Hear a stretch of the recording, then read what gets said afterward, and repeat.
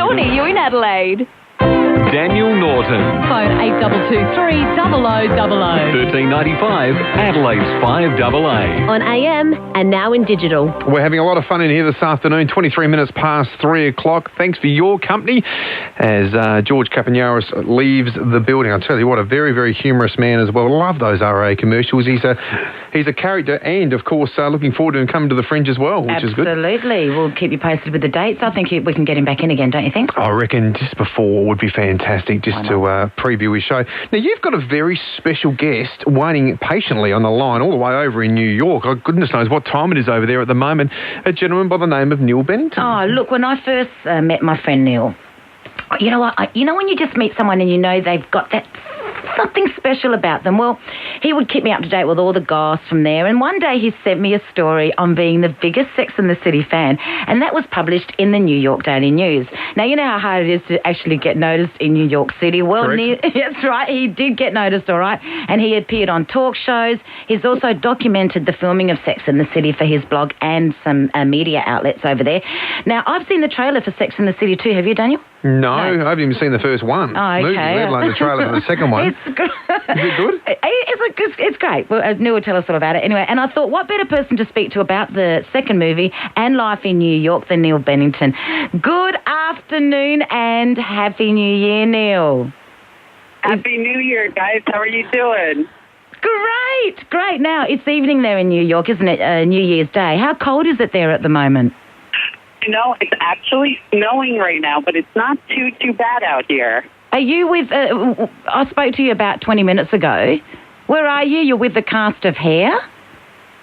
Yes, I actually just saw with a few friends of mine, I just saw the Broadway show Hair, which if there's any people coming from Australia to New York, this is a production not to miss. It's an amazing production. It had so many great songs. So I had just come from there, and it was a fantastic night. I had no idea that it was still running. Do they take their clothes off in this one as well?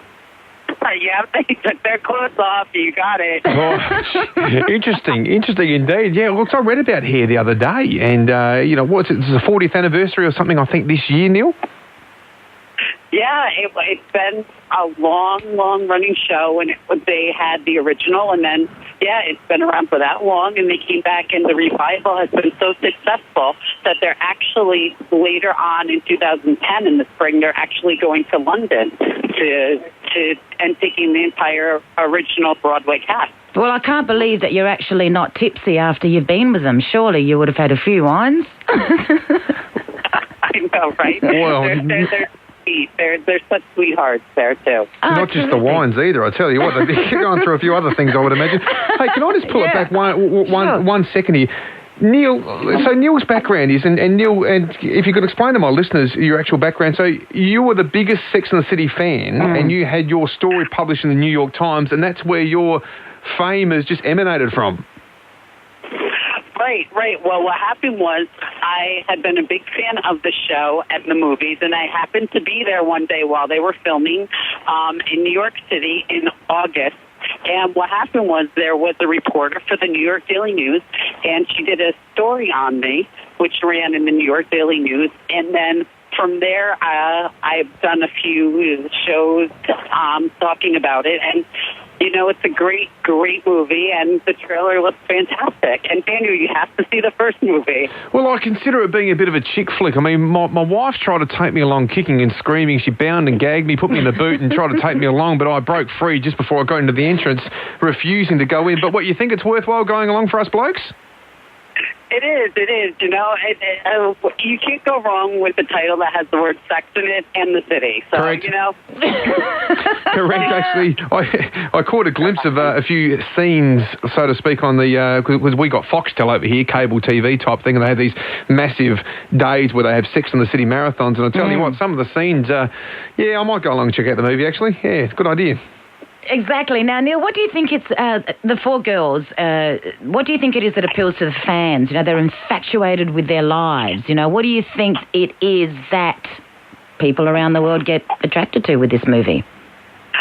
Well, I think obviously it's the humor, but I think all the girls are kind of relatable to people. Everyone's gone through heartbreak, and everyone's gone through love, and also, just about the common bond of friendship and how people really do stick together and really that they love their friends and have great times with them. Yeah, and the plot, what do you think the plot for the second one's all about? I mean, I heard that they're going back to the 80s. Things in terms of people are saying that everything from that there's things that happen with the economy to, of course, as there's in the trailer, it looks like they are definitely going someplace, which is supposed to be, I believe it's Mexico.